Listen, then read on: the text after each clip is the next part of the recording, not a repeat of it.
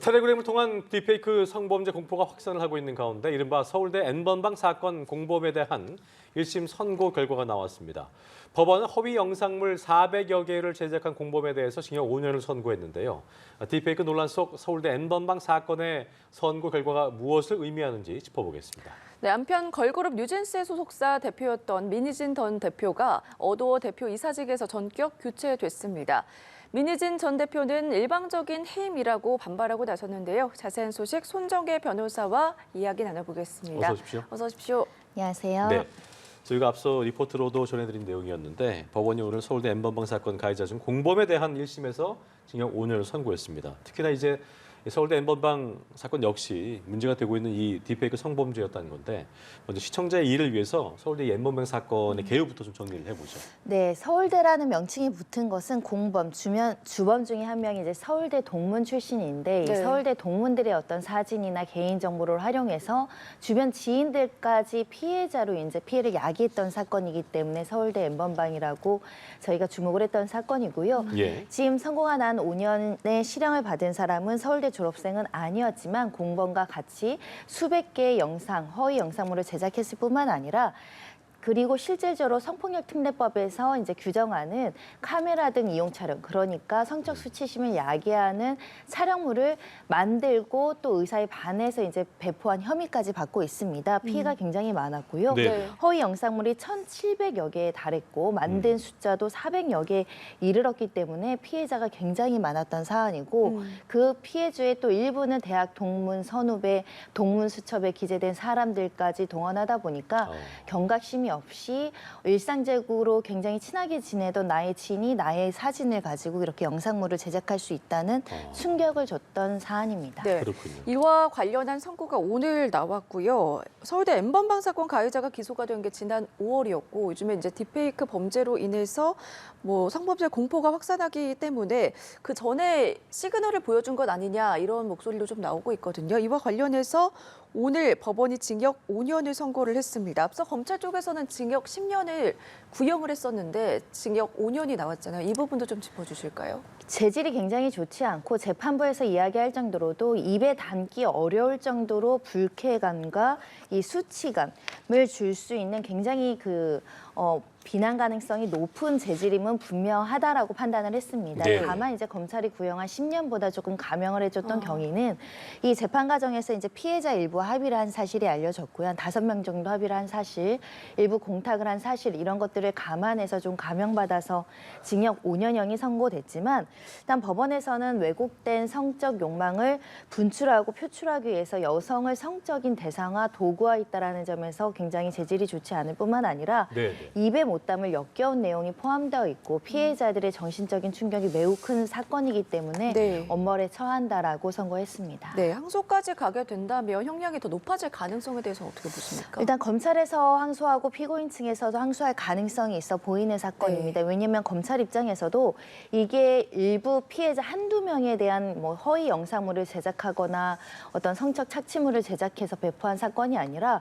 무려 1,700여 개가 유포된 사건입니다. 그만큼 재질이 굉장히 좋지 않고 피해도 굉장히 많을 뿐만 아니라 일부 피해자는 이 피해 사실이 알려지는 걸 원치 않아서 또 익명으로 조사받다 보니까 피해자에서 배제되거나 제대로 이제 피해 사실을 호소하지 못한 경우도 있을 정도로 굉장히 피해자의 인격을 몰살하는 범죄다 이렇게 규정을 했기 때문에 향후 항소심에서 좀 더 높은 형량이 나올 가능성도 배제하기는 어렵습니다. 네, 알겠습니다. 딥페이크 범죄가 급증하고 있기 때문에 지금 교육부에서도 수사 의뢰를 한 상황이지 않습니까?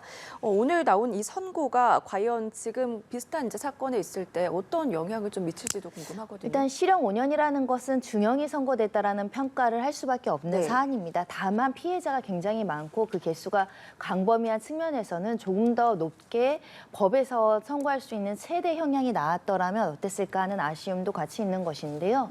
이것만큼 허위로 영상물을 편집, 제작하는 행위 자체가 중형이 나올 수 있는 엄중한 범죄라는 점. 그리고 피해자들이 가짜 영상이라고 하더라도 그 정신적 고통은 실제와 상관없이 굉장히 인격적으로 모멸감과 수치감을 가질 수밖에 없다라는 점. 그리고 우리 사법부에서도 이런 행위를 더 이상은 허용해 줄 수 없다라고 평가하는 점에 있어서는 향후 이 디지털 디지털 성범죄에 딥페이크가 들어오고 딥페이크 가해자가 미성년자든 성인이든 불문하고 피해가 극심하고 전파되는 속도가 매우 빠르기 때문에 네. 엄중하게 처벌할 수밖에 없다라는 점에 대한 영향이 있을 것 같습니다.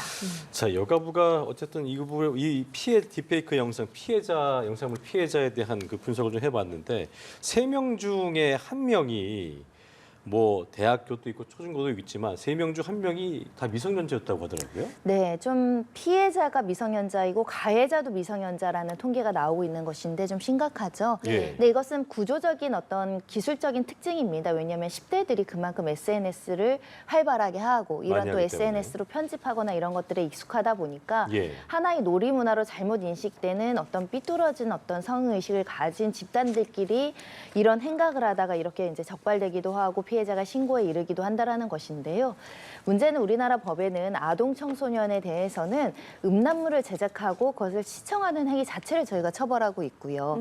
허위 영상물을 제작하는 것도 아동 청소년에 대한 음란물입니다. 즉 중학교 고등학생이 내 친구 사진을 가지고 음란물을 제작하는 그 자체, 시청하는 그 자체도 처벌 가능하다라는 건데 예. 이에 대한 경각심 없이 우리는 장난이었어요라고 주장한다고 하더라도 이 성범죄의 범주에 들어온다라는 점이 굉장히 이제 부모들 학교에서 교육을 해야 될 지점인 것 같습니다. 예. 지금 딥페이크 피해 공포가 커지면서 온라인상에서는 딥페이크 피해 학교 지도까지 등장을 했습니다. 이게 실제 팩트가 공식적으로 확인된 건 아니고 수집된 자료를 토대로 이제 만들어졌다고 하거든요.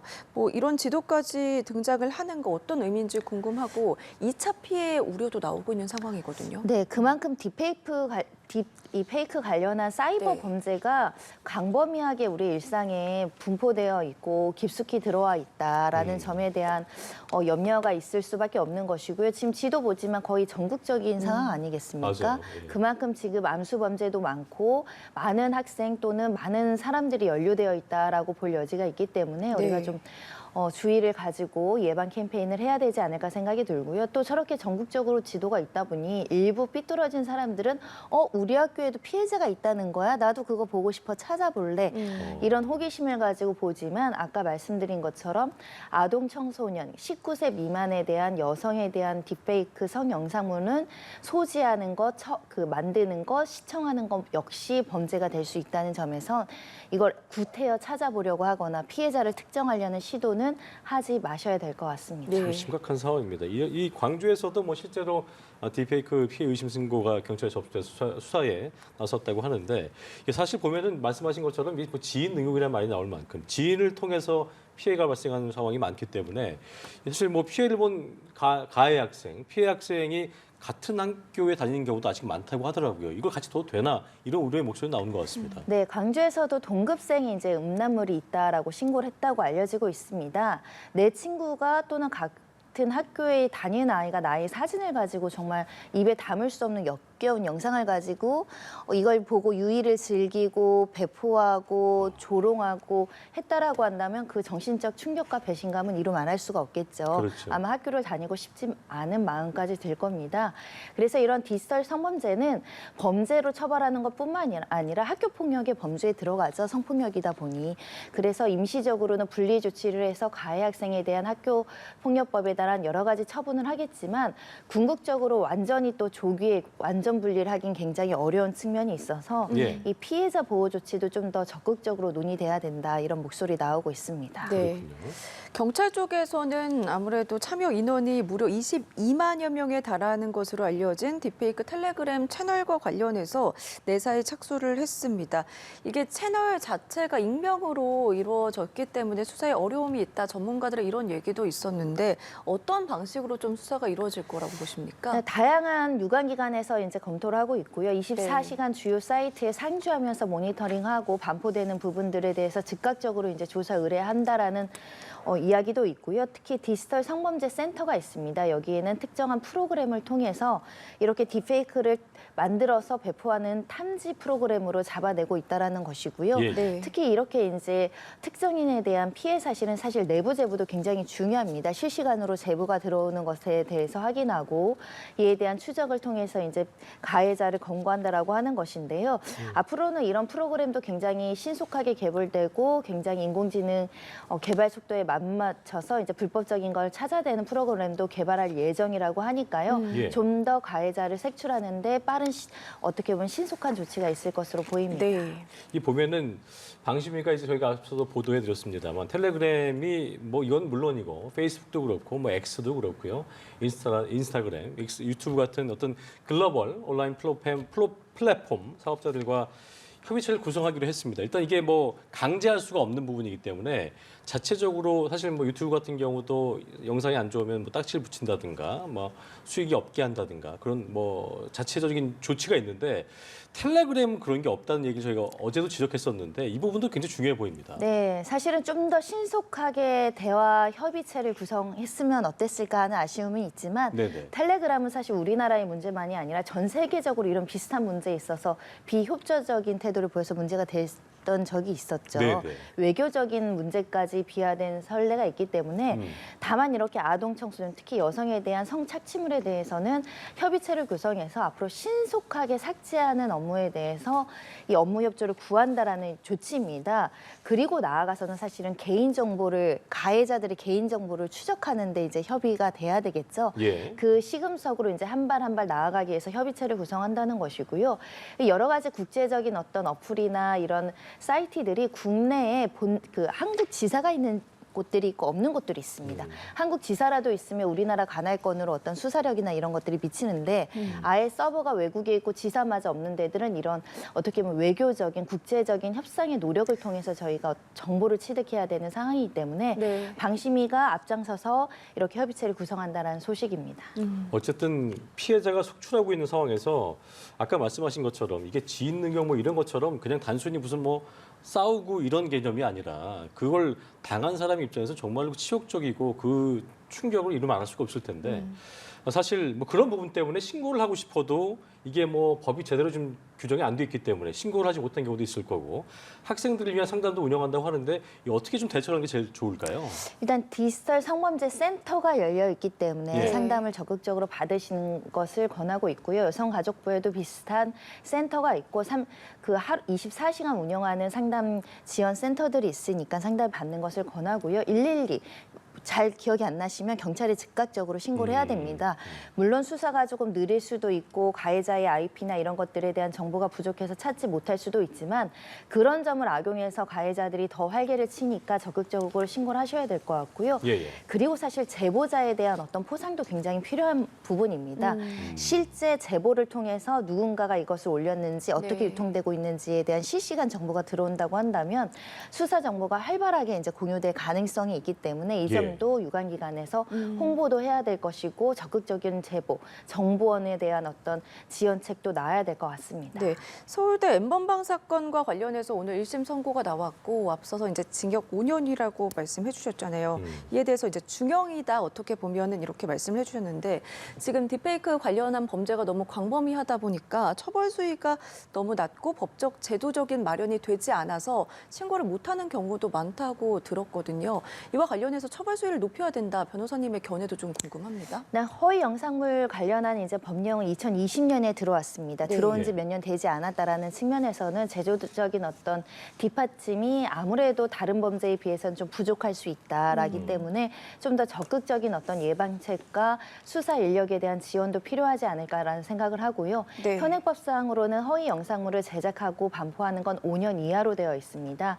일단 교육부의 브리핑 내용 들어보셨는데 어떤 점에 주목을 좀 하셨습니까? 네, 피해자 보호 조치가 반드시 선행돼야 된다, 신속하게 이루어져야 된다라고 말씀을 드렸는데 네. 교육부에서도 이에 대해서 대책을 마련한 겁니다. 긴급 심리 지원을 하고 또 법률 상담을 통해서 피해자에 대해서 조속하게 이제 피해를 회복할 수 있도록 하는 데 중점을 둔다는 것이고요. 학교 내의 문제이기 때문에 학교 폭력에 대한 부분에 대한 경각심도 가져야 돼서 예. 신종 학교 폭력으로 엄중하게 대처하겠다라는 이야기도 나오고 있어서 학교 내에서의 특수성을 반영한 대책도 나올 것으로 보이고 있는 상황이고 또 교육부에서는 이제 이런 처벌이나 징계도 굉장히 중요하지만 근본적으로 예방 정책도 굉장히 필요하지 않겠습니까? 그렇죠. 그래서 TF에서 만들어질 대안 중에 하나도 어떻게 하면 이게 이제 남학생, 뭐 여학생, 남학생을 가리지 않고 단순한 놀이 호기심에 의한 장난이 아니라 성범죄다. 이것을 아이들한테 어떻게 적극적으로 주입을 시키는가. 교육 차원에서도 굉장히 많은 시간을 할애해서 성범죄를 하지 않도록 또는 피해를 당하지 않도록 피해받으면 어떤 절차를 할 수 있는지에 대한 상세한 교육이 필요한 것 같습니다. 그렇겠네요. 장기적이고 또 공고한 좀 대책이 필요한 생각이 듭니다. 예. 자, 다음 주제 만나보겠습니다. 저희가 좀 전에 뭐 속보로도 전해드렸었는데 이른바 양육 의무를 저버린 부모는 상속권을 갖지 못하도록 하는 내용이 담긴 구하라법이 국회 법사위를 통과했습니다. 4년 동안 이 법이 계류되어 왔는데 일단 구체적으로 어제 이 법사위를 통과한 구하라법 어떤 건지부터 더 자세히 좀 짚어주시죠. 네, 개정되는 법은 민법입니다. 네. 우리가 민법에서 상속권을 규정하고 있고 상속권은 법에 딱 규정이 되어 있어서 일정 부분의 상속 결격 사유가 없는 한 상속을 받을 수 있죠. 근데 구하라 씨 사건과 같은 사건으로 미성년자 자녀에 대해서 양육 의무를 그러니까 제대로 양육도 하지 않고 방임 방치하고 학대한 부모가 갑자기 자녀가 사망했다고 나타나서 네, 네. 이 상속권을 주장해서 보험금을 가져간다거나 상속 재산에 대해서 권리를 주장하는 것은 헌법에 위반되는 거 아니냐. 양육 의무를 불이행한 사람에 대해서는 상속을 하지 못하도록 결격 사유나 상속권을 박탈해야 된다라는 논의가 구하라법이라는 명칭으로 논의가 되어 있었고요. 네. 그간 여러 가지 논의가 있었습니다. 그중에 이제 군대에서도 이런 일이 있었기 때문에 군인연금법이라든가 재해보상법은 이미 개정이 돼서 군인이 사망했을 경우에 부모가 부모 같은 양육을 하지 않은 경우에는 이 보험금을 받을 수 없도록 이제 제도가 개선이 되었고 이제는 일반 민법을 개정할 것인가 말 것인가에 대해서 예. 지금 법사위를 통과했고 특별한 사정이 없으면 본회의도 네. 통과된다라고 보여서요.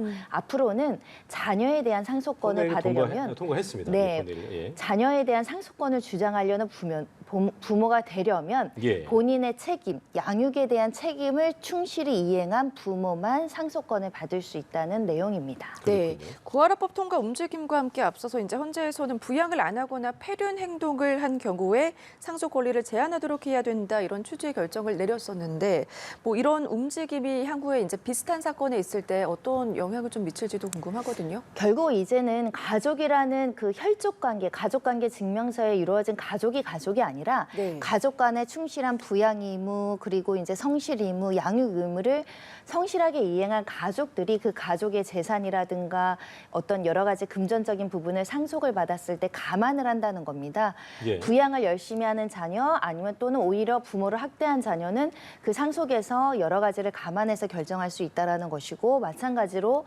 부모 같은 경우에도 자녀를 낳았기만 했을 뿐 가출해서 20년간 나타나지도 않았던 자녀에 대한 상속권을 주장해서 재산을 물려주게 되는 것은 합리적인 형평성에 맞지 않기 때문에 이런 것들을 조정해 나간다라는 시대적 어떻게 보면 이제 추세와 맞는 결정이기 때문에 네. 요 좀 애매한 지점과 추상적인 개개별 사정을 좀 검토해야 돼서 일부 소송은 늘어날 가능성도 배제하기는 어렵지만 그래도 우리나라 사회적 정서에 맞는 국민 정서에 맞게 법이 조금 더 디테일하게 변경되고 있다라고 해석할 수 있을 것 같습니다. 예. 알겠습니다. 오늘 말씀 여기까지 들어보도록 하겠습니다. 지금까지 손정혜 변호사와 함께했습니다. 고맙습니다.